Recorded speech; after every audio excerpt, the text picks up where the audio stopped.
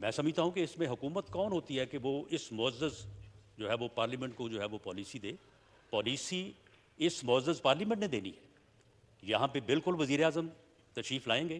جیسے ہی جو ہے یہ اس واقعہ سے متعلق جو ہے وہ ساری ڈیٹیلز جو ہیں وہ اپنا کنکلوڈ ہو جاتی ہیں.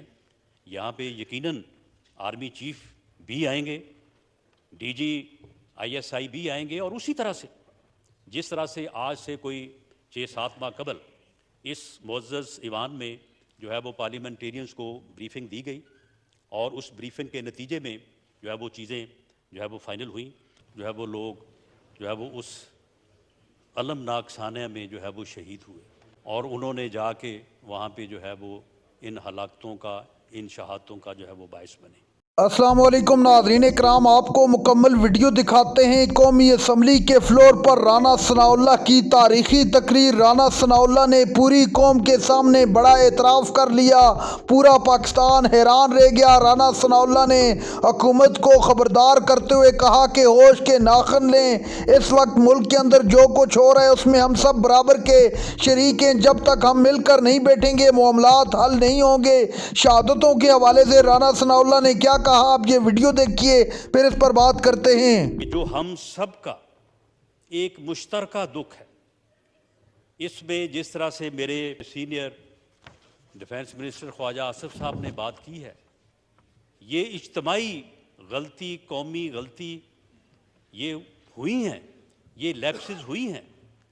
کوئی ضرورت نہیں تھی مجاہدین تیار کرنے کی, کوئی ضرورت نہیں تھی کہ کسی بھی جو ہے وہ عالمی طاقت یا کسی کے بھی کہنے پہ ہمیں جو ہے وہ اس لڑائی میں جو ہے وہ شامل ہونے کی.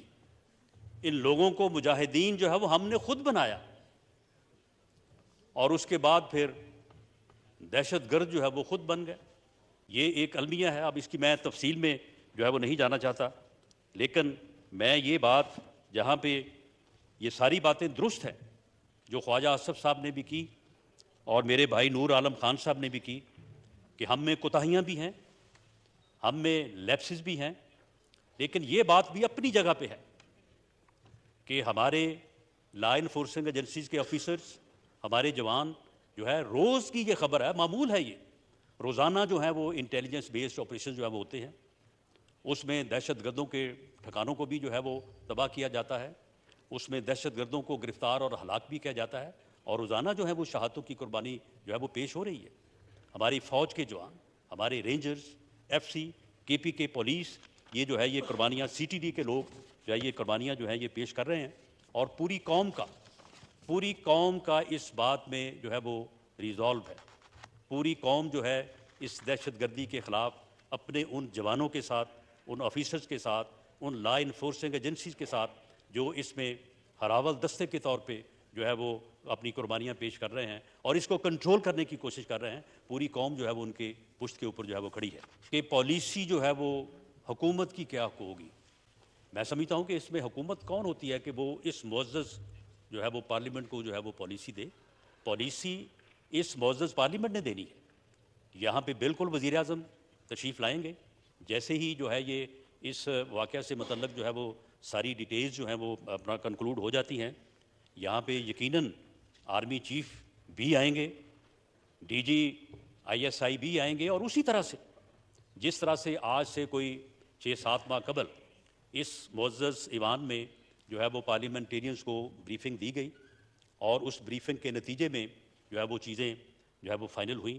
اسے آپ پالیسی کہہ لیں یا اسے وے فارورڈ کہہ لیں. اپنے جذبات کا اظہار کیا ہے اس انتہائی المناک, قابل مذمت اور افسوسناک واقعے کے اوپر.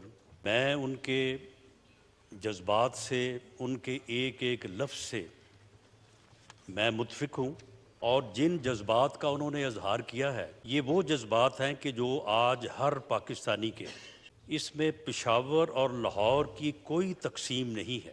ہر پاکستانی محب وطن جو ہے وہ اسی طرح سے سوچ بھی رہا ہے, اور گلہ بھی ہے اسے, اور یہ سوال بھی ہے اس کا کہ ہمیں آگے جو ہے وہ کس طرح سے بڑھنا ہے. ان کے احساسات کے آگے سر تسلیم خم کرتے ہوئے میں ان سے اپنی یہ سبمیشن، یہ درخواست ان کی خدمت میں پیش کرنا چاہتا ہوں۔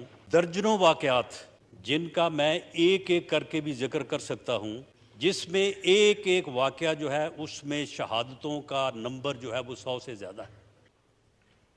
پنجاب سے کوئی ایک آواز بھی اگر یہ اٹھی ہو کہ جی آپ ہمیں کس بات کی سزا دے رہے ہیں، تو میں اس آواز کی مذمت کرتا ہوں۔